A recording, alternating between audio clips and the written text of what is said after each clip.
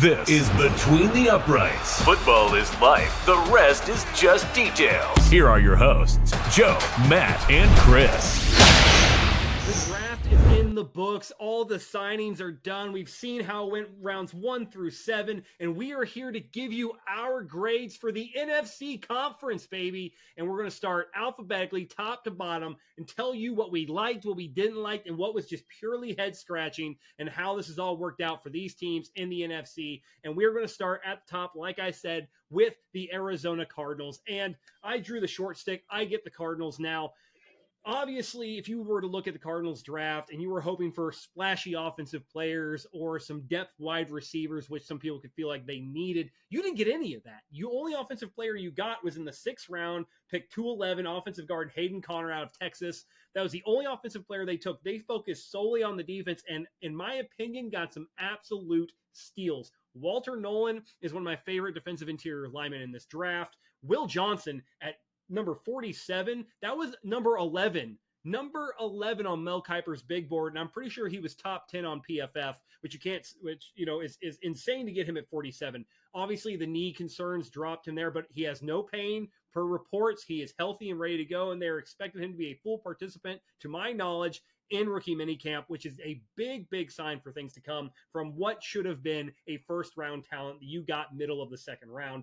Jordan Burch, I also felt was a great signing for them. I really liked his skill set and what he brought to the table as an edge rusher for the Arizona Cardinals. And then you just filled it out with some really good role players. And honestly, one of the guys I was really high on, you guys got him at 225, Kitten Crawford out of Nevada. I really like this kid. I was high on this kid as a late round pick for whatever team got him. I thought he was going to be instantaneously able to provide something in some sort of sub package, whether it's nickel or however that comes down to be guarding people in the slot. I think he matches up really well, has a very physical play style.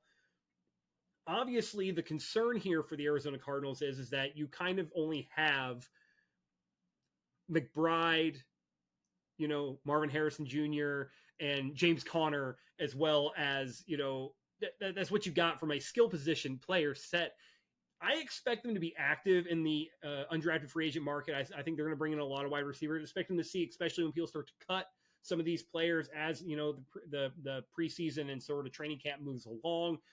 They're going to be very active.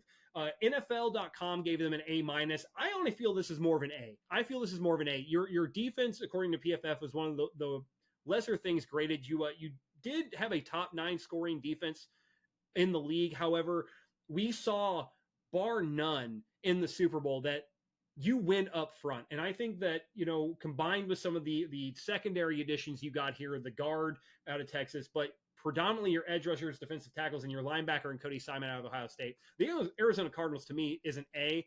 I would almost want to give them an A+, but there's just no wide receiver help here for that offense, and I kind of feel like that's the next step. And, Matt, what's your feelings on the Cardinals here? Do you think the A is too generous, or A- is more on the point here? No, I think the A is about right. I probably would have given it an A-, just like you mentioned, Joe, with the fact that they didn't get any of the skill position help that they need to help Kyler Murray out a little bit. But this was a defensive draft this year. This was a draft that was predominantly defense. This was a defense-focused draft, and they cashed out. Like you mentioned, I really like the Jordan Burch pick as well. He's got super great tools. I really like the 2 Ohio State guys they got as well. Like you mentioned, Cody Simon and Denzel Burke, the corner. And then like you mentioned, Will Johnson in the 2nd round, like crazy. Like you should not have been able to get Will Johnson in the 2nd round, and the Arizona Cardinals may have gotten the best corner in this draft in the 2nd round. So like you mentioned, maybe a wide receiver later in the draft to kind of help supplement Marvin Harrison Jr. But I mean, this is a damn good draft for the Arizona Cardinals, and I think Cardinals fans got to be excited about it. But I'm going to transition to my team, and I got the Atlanta Falcons. And speaking of a team who needed a lot of defense, by God, the Atlanta Falcons needed some defense, especially edge rush. And you want to know what they got, Joe? They got some damn edge rushers. Jalen Walker at 15, the edge rusher / outside linebacker out of Georgia, is grand larceny. Like, that is an absolute steal at 15. I was mocking him before the draft. I was mocking him to the Carolina Panthers at 8 pretty much the entire time. I think he would have been a great pick from anywhere from 8 to 15. And at 15, you're getting a great player, a great leader, and a really, really talented rusher in Jalen Walker at 15. And then obviously They traded up into the first round again to get James Pierce Jr. Again, I think James Pierce Jr. might, just pure talent-wise, might be the most talented edge rusher in this class. He runs a 4.47 40 off the edge. This guy is ridiculously talented. Again, he was projected to be the number 1 overall pick before the 2024 season started. Obviously, then we saw some character issues and stuff like that kind of slid him down the boards. But again, a player that talented, getting him at the end of the first round is an absolute. It's not a steal because they gave up a first round pick in the next year, and that's why a lot of people are bumping them down. I saw a lot of people giving the Falcons Fs because they traded that first round pick for James Pierce Jr. I think, again, that's a lot to give up. Personally, I know it's definitely a lot to give up, but again, this is what they needed. You're aggressive in going and getting what you need, and that's exactly what the Atlanta Falcons did. Again, maybe did they reach for Pierce Jr. a little bit with guys like Ezra Raku and Mike Green going in the second round at 44 and 59? Maybe they did a little bit, but again, it's what they needed. They were aggressive and went and got exactly what they needed, and they went and got James Pierce Jr. And then obviously they go and get Xavier Watts, the safety out of Notre Dame, slips to them at the end of the third round. That is a hell of a third round selection. Now you compare Xavier Watts, or you combine Xavier Watts with Bates and with Fuller as well in that safety unit. That's a deadly safety unit now for the Atlanta Falcons. And you get Billy Bowman, the Oklahoma safety as well in the fourth round. That seemed like a little bit of overkill to me. You obviously have a few great safeties, like I just mentioned, in Atlanta. But in the fourth round, that's pretty good value. He's a really good player out of Oklahoma as well. He was third or fourth round projected as well. And then in the seventh round, they got Jack Nelson as well, a big tight end out of Wisconsin, either fifth or sixth round projection on him. But Joe, you're really going to like their undrafted free agent class, man. The man, the myth, the legend, Nick Nash, the wide receiver, obviously led all of college football and everything. They got him in as an undrafted free agent. That's a big-time steal. He's going to be a big slot receiver for them, for Atlanta, and a nice weapon for Michael Penix Jr. Dante Manning, the corner out of Oregon as well, ran a 4.26 40. He's a super talented athlete, was a five-star recruit coming out of high school. Didn't put it all together at Oregon, but he's a really good player as well. And then Kobe Bryant. No, not that Kobe Bryant. The Kobe Bryant, the corner out of Kansas. Again, I think he was the best undrafted player in this class. I think he should have went in the third or fourth round in this draft to me. He gets burnt a little bit because he takes some chances, but he is a really, really good corner. So I think they had the best undrafted free agent class in the draft, Joe. This is a really good undrafted free agent class. And in terms of the players they added and the talent they added, I would give the players, and especially in the talent and the players in the need, A+ as far as that goes. The fact that they had to give a first-round pick for James Pierce Jr., I'm going to bump it down a letter grade for that because they had to give up a first-round pick. So I'll give them a B+ as a whole. But again, in terms of the players that they added, this was an amazing draft for the Atlanta Falcons. And now, before we get to anything else, Joe, again, I also I'm an NFC South guy. Okay, so I might as well just stick with the Carolina Panthers here because the Carolina Panthers are next alphabetically, and I'm very familiar with them. Okay, so I'm going to go to the Carolina Panthers as well. And again, Carolina, okay, they picked Tet McMillan in the first round. Now, like I just mentioned before, I've been mocking Jalen Walker to the Panthers a lot. I think they should have gone with Jalen Walker, but I like the Tet McMillan as well. I think their theory behind that was the wide receiver class isn't very deep in this year's draft. Let's get the best wide receiver in the draft, the big-time X receiver in Tet McMillan. And the edge and the defensive line in this class is deep. You know, we've got a lot of edge. We've got a lot of defensive line. That's stuff that we can address in later rounds. Let's get the wide receiver out of the way and then address the edge in later rounds. And that's exactly what they did. They made up for it with Nick Scorton out of Texas A&M and then Princely Umanbalayan as well in the third round as well. Two really good edge rushers, really solid edge rushers. Might be second or high second, late first round edge rushers in different classes, but this one was so deep that they got kind of pushed down into that late second and late third rounds of the draft respectively. But again, that's what the Panthers need. The Panthers defense is absolutely atrocious last year. Most points allowed in the history of the NFL last year. So they need edge help, and they got that with Scorton and Umanbalayan as well.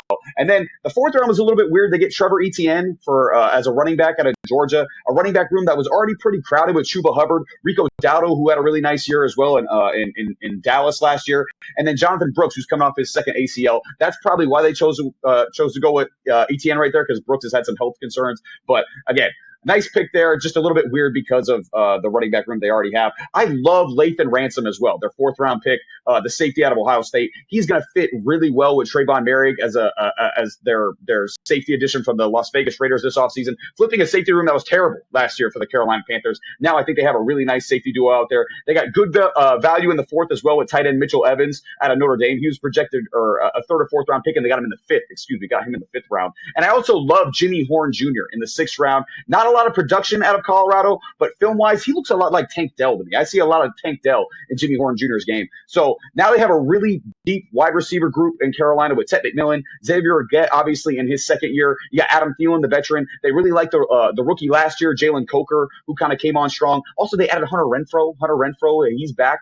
He's back in that receiving core. And they got Jimmy Horn Jr. as well. 3 solid backs, 3 solid tight ends. They retained their top 10 offensive line last year per PFF, and they added a ton of D-line and edge, especially in this draft and in the offseason as well. To me, this is a B+ for the Carolina Panthers. I really like this draft for Carolina, and it's going to set them up for a really nice 2025 season. But Joe, give me your thoughts on this. Give me your thoughts on these 2 drafts, the Falcons and the Panthers, and then tell me which team you're thinking about next.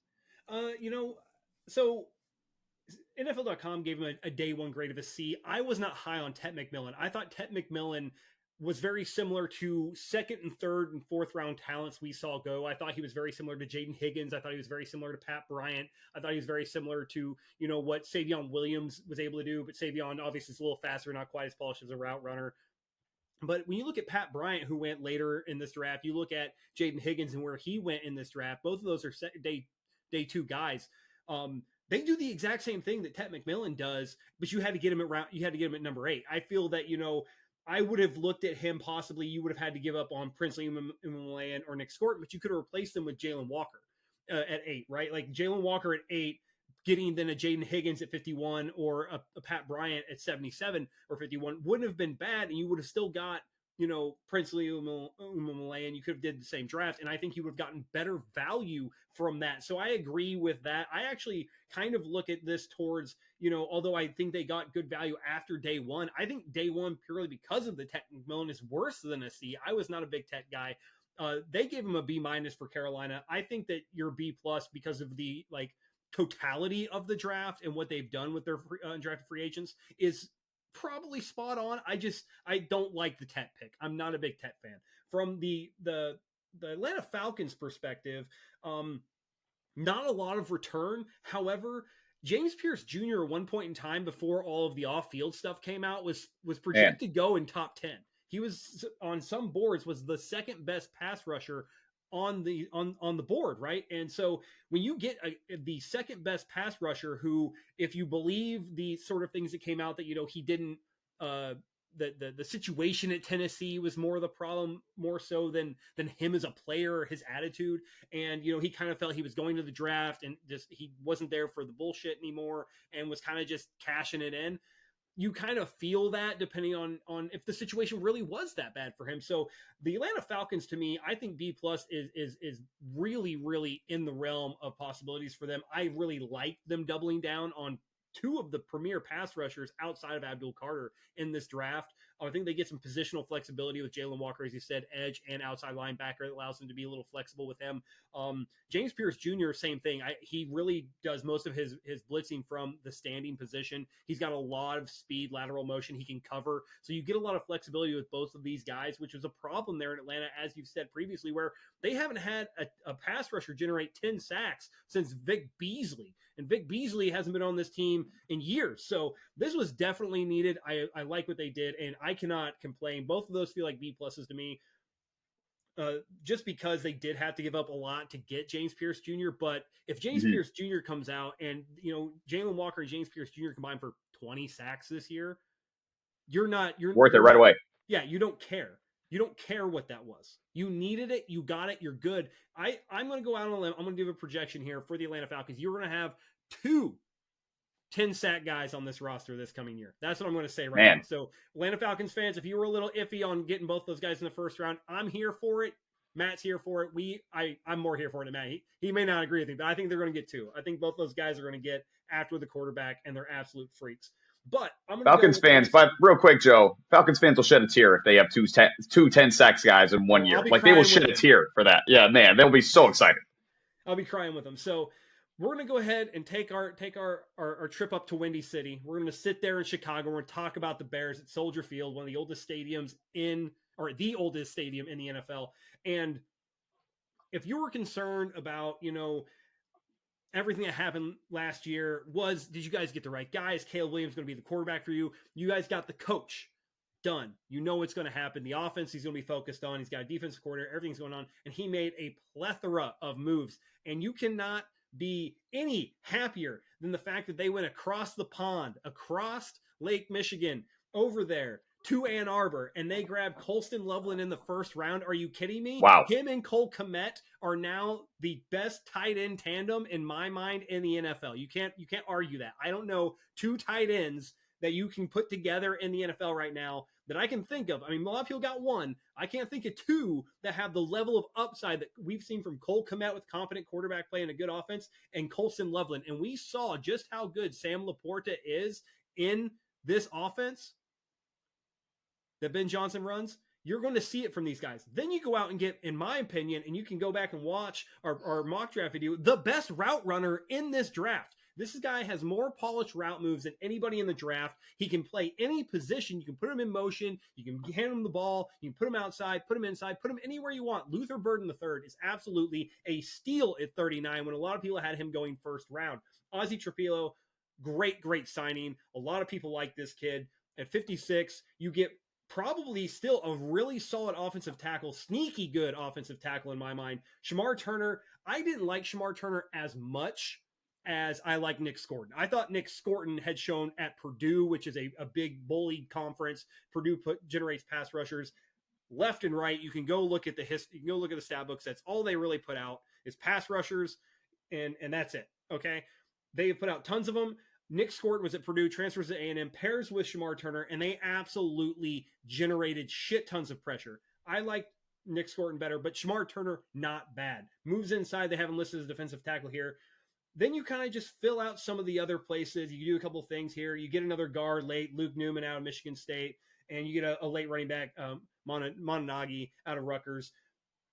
But realistically, to me, it's your first four picks that sold this draft for me, and it didn't matter what you did after that. This is an A.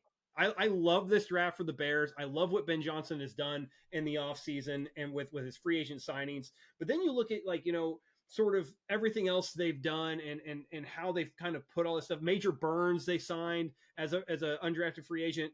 There's been some talk about him. They got another free agent tight end, another free agent edge. They've really rounded out the positions in need here, and I feel that this Bears team is primed to compete in a division that's realistically wide open right now. How do the Lions look that they lost Ben Johnson?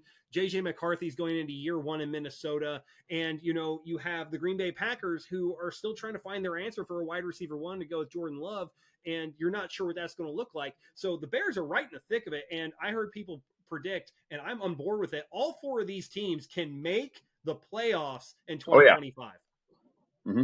Easy. Yeah, I'm right there with you, Joe. I love this Bears draft. This was a really, really good draft. Again, Colston Loveland, we were all shocked. If you guys watched our live, we were all shocked when the Colston Loveland pick came down. We thought it was going to be Tyler Warren. But again, you hear kind of the NFL scuttlebutt. They were talking about man, a lot of teams were trying to trade up for Colston Loveland. There was a lot of teams that were really, really high on Colston Loveland. A lot of teams had Colston Loveland, their number one tight end on the board, strictly because of his receiving ability. He can be an absolute stud in the receiving game. So love that pick. Like you mentioned, Luther Burden, Trapilo, Turner. Another guy that I liked in this draft was Zoff Frazier, the corner out of UTSA, 6'3". Corner who runs a 4.3 640. Again, when you're in the fifth round of the draft, you're going to take a chance on traits. Again, that sounds like Tariq Woolen to me, a tall, long, fast corner. And we see how that worked out for the Seattle Seahawks with Tariq Woolen being a tall, long, and fast corner. So again, maybe Zoff Frazier isn't that, but again, you're 6'3" and you can run fast. Team's going to take a chance on you, and I love the Bears taking a chance on them there. So yeah, this is an A. I agree, definitely an A for the Chicago Bears. A team,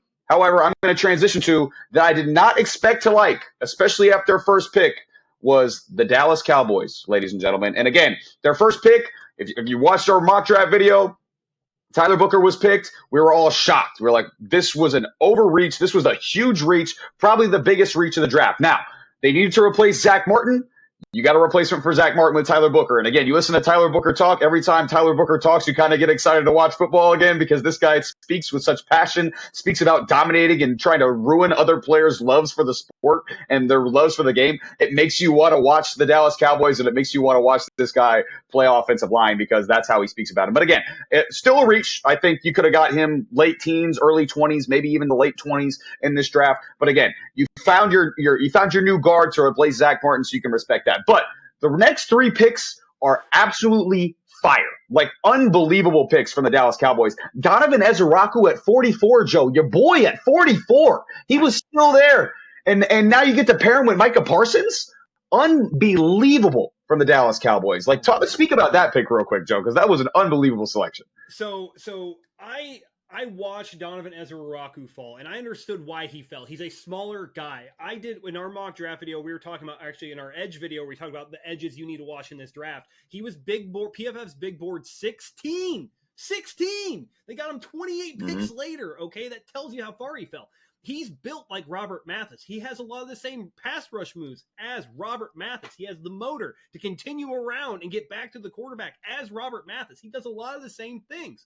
And he just kept falling and falling and falling. I was like, there's no way he continues to fall. And you just watch people make picks, and people are picking other edge rushers, and I just don't understand what's going on. And then the Dallas Cowboys get him, and I'm just like, well, they're not picking him. And then they picked him, and it blew my mind because you get two absolute high energy, high motor athletes on the edge of this defense. The Dallas Cowboys could lead the league in sacks this year with this pairing. Oh, yeah. Yeah, it's going to be a dangerous duo. And you talked about Robert Mathis. I mean, this is a Freeney and Mathis right here. That's what this is right now. This is a Freeney and Mathis duo with Micah Parsons and Donovan Ezeraku. This is going to be the NFC East quarterbacks, whoever the hell the Giants quarterback's going to be, and then Jalen Hurts and Jaden Daniels. They've got to be terrified of this duo because they are going to be at you the entire game from snap number one, and that's an exciting combination there for the Dallas Cowboys. But then again, I love Savone Revel, their third-round pick as well. That's a steal. That's a guy who could have gone end of first round, second round range. He slides all the way to the third. You get a really nice cornerback, a guy who would have been drafted higher if not for his injury last year. You get him in the third round. And then again, in my opinion, in the fifth round, they got the best pass catching back as well of Jaden Blue out of Texas. This guy can run any route that you want him to. You saw in the college football playoff, Quinn Ewers was finding him, especially on wheel routes down the edge of the field. Again, Jaden Blue is a really, really good running back in a running back room that really, really needed it. And I like some of these end of the round picks as well. But again, those first four picks of the draft for the Dallas Cowboys, again, you reached a little bit for Tyler Booker, but those next three, you didn't reach at all. You got steals with those next three picks. So I think you have to give the Dallas Cowboys, again, we're a show that I think everybody likes to hate on the Dallas Cowboys at this point. Everybody likes to give the Cowboys a little bit grief. This is an A- draft for the Dallas Cowboys, Joe. I don't know what else you call this for the Cowboys. Really, really nice draft for the Cowboys, Joe. Yeah, and I would have liked to see them get Tate Ratledge or go for Gray Zabel. I think that both of those would have been better if you're looking to fill a guard, especially with Gray Zabel still being available at that point in time. I would have liked Gray Zabel better there, but apparently they really like Tyler Booker. And like you said, if you talk to him, he's a locker room guy. He is a physical guy. You get hyped up. Like, I want to throw some pads on, so I can't be upset with that. But it did allow the Detroit Lions to get Tate Ratledge in the second round of 57, which I thought was pretty good for him. Maybe a little bit of a steal, a little bit of good value. It was really, really good pick. I like that a lot, especially with some of the departures with, the retirements and the age that you were concerned with the interior offensive line. And then they went and doubled down and got Miles Frazier out of LSU in round 5, who a lot of people saw going in round 3, where, they got Isaac Tasala out of Arkansas, who a lot of people were really high on him, really liked him. He had been moving up draft boards. And then they doubled down the wide receiver position at the end of the draft with Dominic Lovett. I like some of their other picks. They basically said, hey, we have needs, and they went and they got them. And then you look at Jackson Meeks is an undrafted free agent. They kind of got a little more offensive line help, Mason Miller, Leif Fatanu, and just kind of really filled these things out for them, as well as got some backup tight ends, just some guys, some bodies, camp bodies, try to add some competition, see if they can find a gym there. But the Detroit Lions did Detroit Lions things. They looked at what they had, they looked at their needs, and they found them exactly where you'd want to find them at. I mean, the Detroit Lions, NFL gave them a B. They weren't as thrilled with their day 2. I don't mind their day 2. I think that, Isaac Tasala, I felt they were one wide receiver away. You've heard me talk about it. I felt they needed one more guy. Isaac Tasala is a great wide receiver 3 for me, and you got him at pick 70. Tate Ratledge, like I said, 57, I had him going somewhere in the low 40s, high 30s as far as where he was going to go that early in the second round. So NFL gives him a B. I give him a B+. I'm going to up them. I'm going to up them a grade. I'm going to give them a B+.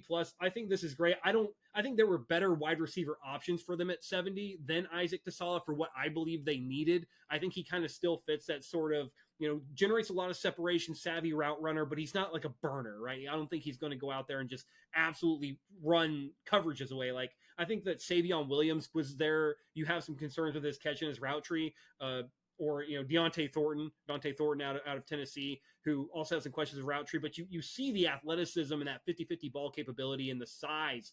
I think that's what they were missing.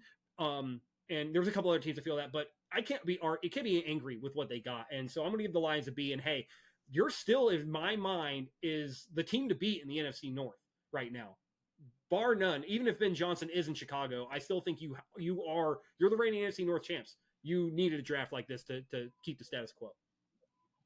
I agree. Yeah, and like you mentioned, the Detroit Lions, solid draft. I think there was a little bit overdraft there with Tyreek Williams in the first round. Nice run-stuffing defensive tackle. But again, that's the type of player that Dan Campbell wants, a guy who's going to come in, stuff the run, another good culture guy, a guy who just won a national championship at Ohio State. And like you mentioned, Tate Ratledge, similar guy, national champion from University of Georgia, who's going to play on that interior of the offensive line. This is just a tough, hard-nosed Detroit Lions draft, like you mentioned, Joe, and I think it's going to turn out pretty well for him. So, yeah, I think B's probably in the right range for the Detroit Lions, somewhere in that range. I think it's a good fit. But let's go over to their NFC North rival, Joe, the Green Bay Packers. And again, for the first time since 2002, Joe, they go with a wide receiver, and it's Matthew Golden, the speedster out of Texas. And again, it was a need for him. They have a bunch of young receivers that have shown potential but really haven't developed as they want them to develop. Now they're bringing in a guy like Matthew Golden, who is someone who we saw during the college football playoff, and we saw throughout his career at Texas, who, again, he can take the tough ball, but also he's a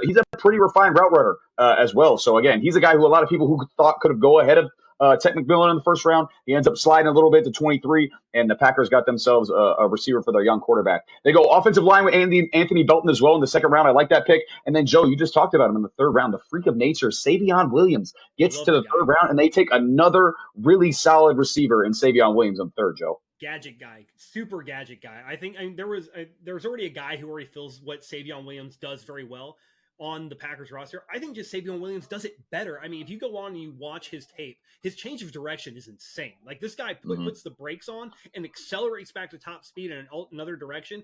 And then you combine the fact that he's 6'4", 225. Jesus. Crazy. I mean, that guy, and he's ran the Wildcat. He threw a touchdown this past year. He ran for 6 touchdowns, and he caught 6 touchdowns. Okay? That tells you everything you need to know about Savion Williams and a Packers offense. If you're not excited about getting Savion Williams with all the things he can do, now granted he had some drops, hands are an inconsistency, but I feel like you can work on that. That's a concentration thing. I think that you can get the focus there. Savion Williams is a great steal at 87. Really nice pick. Like you mentioned, Joe, he's a freak of nature. I remember you compared him to Deebo Samuel as far as just what he does on the football field. And then again, like you mentioned, it's a 6'4" receiver with blazing speed. That's a really, really nice pick for the Green Bay Packers. And then again, towards the end of their draft, they went some defensive line. They went Baron Sorelli, the edge out of Texas that I like. And then they went with linebacker Colin Oliver. They went Warren Brinson, Micah Robinson, and John Williams as well for some defense and then for some offensive line as well to finish out their draft. So overall, to me, solid draft for the Packers. Again, you look at their positions of need, they pretty much covered all of them as far as this NFL draft goes. And was it later in the draft as special as early in the draft? Probably not. But again, early in the draft, they knocked out 2 really talented wide receivers, a really nice talented offensive lineman in Anthony Belton. And then, like you mentioned, or like we talked about, Baron Sorelli, the edge out of Texas, is going to be a nice culture guy there for them as well. So I give the Packers a B. I think it's another solid B draft for the Green Bay Packers. And again, they're giving their quarterback Jordan Love a lot of talent to work around here in 2025. I think a B is a generous grade. I believe that NFL.com gave them an A-. It just feels like they're hunting for a wide receiver one. And although I think a little bit, yeah, has a low wide receiver one in the NFL capability, you're really just building a wide receiver core of a bunch of twos that aren't like, I think they're just that's what they are. It's just a wide receiver core of a bunch of twos. And I don't know if any of these guys will ever get that to be the one, right? Like that bona fide number one wide receiver in the NFL. But we're going to go ahead and transition to the Rams here, who the Rams were kind of an interesting thing. This is one of the last drafts. They're not going to have a first round pick. They have a first round pick next year right now. Fingers crossed they get a pick it. They haven't picked in the first round hardly at all in the Sean McVay tenure as the head coach, but they get into the second round. They get Terrence Ferguson out of Oregon, who is one of the better pass catching backs in this or tight ends in this draft. I really liked him. Josiah Stewart out of Michigan at 90 is not a bad pick. He was, a really, really high touted edge rusher there at Michigan. Obviously, the Michigan team regressed a little bit with poor quarterback play after JJ left last year, so they kind of regressed and, those sorts of things. But Josiah Stewart's really good. Jacquez Hunter. Let me tell you about Jacquez Hunter. I was in Auburn, only time I've been to Auburn for a football game, for the Texas A&M game. Got to rush the field. Great time. Absolutely had a blast.